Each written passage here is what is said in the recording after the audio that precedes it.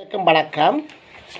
நேற்று முன்தினம் அர்ச்சனா ராமநாதன் தொடர்பான யாழ் மாவட்டத்தில் தொடரப்பட்ட வழக்கு தொடர்பான ஒரு விளக்கமும்,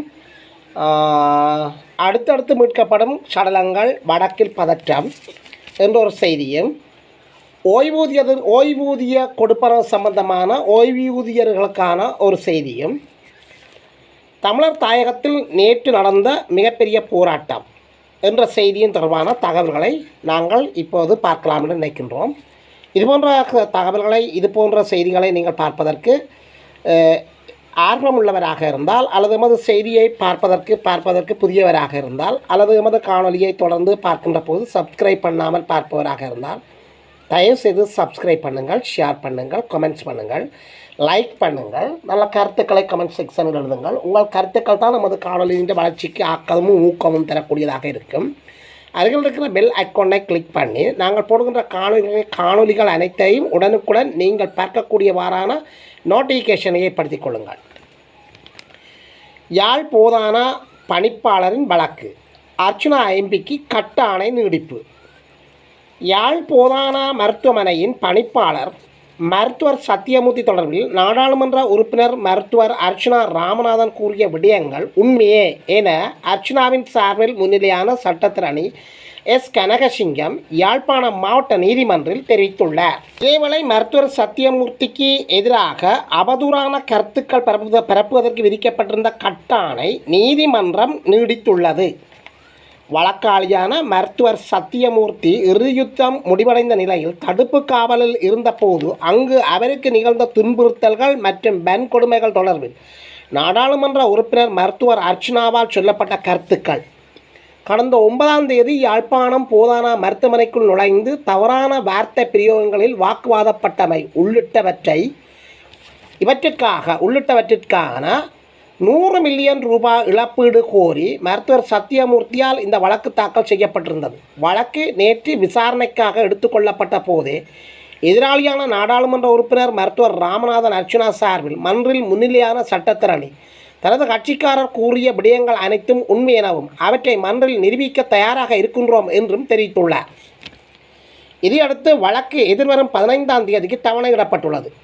இதேவேளை யாழ்ப்பாணம் போதான மருத்துவமனை பணிப்பாளர் மருத்துவர் சத்தியமூர்த்திக்கு எதிராக அவதூறான கருத்துக்கள் தெரிவிப்பதற்கு நாடாளுமன்ற உறுப்பினர் மருத்துவர் ராமநாதன் அர்ச்சனாவுக்கு பிறப்பிக்கப்பட்டிருந்த கட்டாணை நீடிக்கப்பட்டுள்ளது. வழக்காளியான மருத்துவர் சத்தியமூர்த்தியின் சார்பில் சட்டத்தரணி குருபரன் வழக்கில் முன்னிலையானார் என்பது குறிப்பிடத்தக்கது. அடுத்து சடலங்கள் மீட்பு. யாழ்ப்பாணம் வடமராட்சி, யாழ்ப்பாணம் நகர்ப்பகுதி மற்றும் மன்னார் சவுத் பேர் கடற்பரப்பு என 3 பகுதிகளில் நேற்று சடலங்கள் மீட்கப்பட்டுள்ளன. வடமராட்சி உச்சிக்காடு கரணவாய் தெற்கைச் சேர்ந்த மாணிக்கம் குணசேகரம் வயது 65 என்ற முதியவர் தனிமையில் வசித்து வந்த நிலையில் நேற்று சடலமாக மீட்கப்பட்டுள்ளார். சம்பவ இடத்துக்கு சென்ற கரவட்டி மரண விசாரணை அதிகாரி வே பாஸ்கரன் விசாரணைகளை மேற்கொண்டு உடற்கூற்று பரிசோதனைகளுக்கு உத்தரவிட்டார். இதேவேளை மன்னார் பகுதியில் மன்னார் சவுத் பார்க் கடற்கரையில் மிதந்து வந்த நிலையில் நேற்று சடலம் ஒன்று மீட்கப்பட்டுள்ளது. கடந்த 2 தினங்களுக்கு முன்னர் காணாமல் போயிருந்த சதாசிவம் ராஜு வயது 59 என்ற குடும்பத் தலைவரே இவ்வாறு சடலமாக மீட்கப்பட்டவர் என்று போலீசார் தெரிவித்துள்ளனர். மேலதிக விசாரணைகள் முன்னெடுக்கப்பட்டு வருகின்றன. இறுதியாக யாழ்ப்பாணம் நகரப்பகுதியில் உள்ள வணிக நிறுவனம் ஒன்றில் குடும்பத் தலைவர் ஒருவர் சடலமாக மீட்கப்பட்டுள்ளார். தந்தையும் மகனும் ஒரே கடையில் பணிபுரிந்து வரும் நிலையில் மகன் கடைக்கு வந்தபோது தந்தை மயங்கிய நிலையில் இருப்பதை அவதானித்துள்ளார். இதையடுத்து உடனடியாக அவரை மருத்துவமனைக்கு சேர்த்த போது அவர் முன்னரே உயிரிழந்து விட்டார் என்று மருத்துவர்கள் உறுதிப்படுத்தியுள்ளனர்.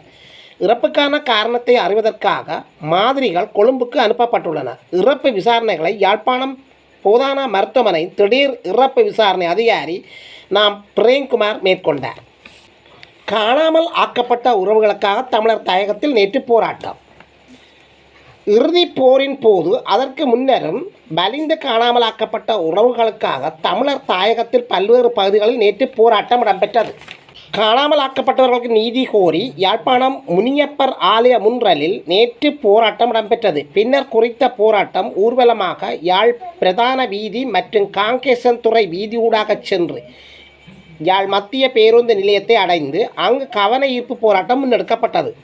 இதேவேளை வவுனியா மாவட்டத்தில் வவுனியாவில் பழைய பேருந்து நிலையத்துக்கு முன்பாக போராட்டம் இடம்பெற்றது. காணாமலாக்கப்பட்ட விடயத்தில் நீதியை நிலைநாட்டவென அமைக்கப்பட்டிருக்கும் OMP அலுவலகத்தில் எமக்கு நம்பிக்கை இல்லை. சர்வதேச விசாரணை ஒன்றே எமது அனைத்து பிரச்சனைகளுக்குமான தீர்வு என்று போராட்டத்தில் ஈடுபட்ட உறவினர்கள் தெரிவித்துள்ளனர். இதேவேளை கிளிநொச்சி மாவட்டத்தில் 2700க்கும் மேற்பட்ட நாட்களாக நாங்கள் எமது உறவுகளை தேடி போராட்டங்களை நடத்தி வருகின்றோம். எனினும் எமக்கான தீர்வு ஒன்று இன்னும் முன்வைக்கப்படவில்லை. தற்போதைய ஜனாதிபதி அனுரா ஜனாதிபதியாக வருவதற்கு முன்னர் எமக்கு நீதி வழங்கப்படும் என்றும் எமது வரி தனக்கு தெரியும் என்றும் கூறியிருந்தார். ஆனால் அவரும் தற்போது காலத்தை கடத்தி வருகின்றார். எனவே ஜனாதிபதி அனுரா நீதியை நிலைநாட்டுவாரா என்பது தொடர்பில் எமக்கு அச்சம் ஏற்பட்டுள்ளது என்று கிளிநொச்சியில் போராட்டத்தை மேற்கொண்ட உறவினர்கள் தெரிவித்துள்ளனர். ஓய்வூதிய கொடுப்பனவு திகதி அறிவிப்பு. 2025ஆம் ஆண்டில் ஓய்வூதியம் வழங்கப்பட்டுள்ள திகதிகள் அறிவிக்கப்பட்டுள்ளன. இதன்படி ஜனவரி, பிப்ரவரி, மார்ச், செப்டம்பர், அக்டோபர், நவம்பர், டிசம்பர் ஆகிய மாதங்களுக்கான ஓய்வூதிய கொடுப்பனவுகள் 10ஆம் தேதி வழங்கப்படும் என அறிவிக்கப்பட்டுள்ளது.